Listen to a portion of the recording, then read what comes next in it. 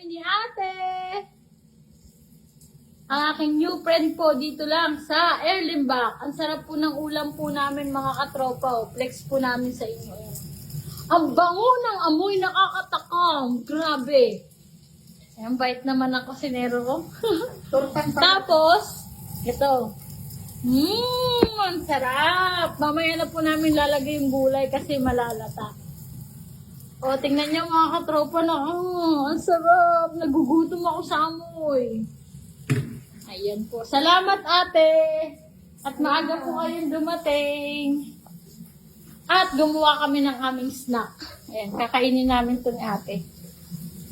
Kain!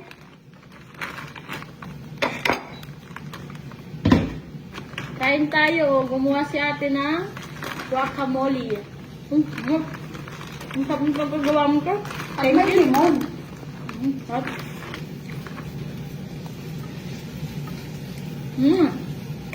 sarap. Gabi.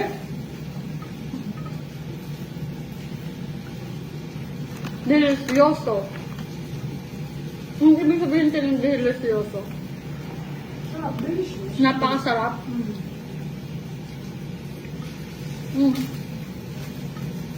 Yaka.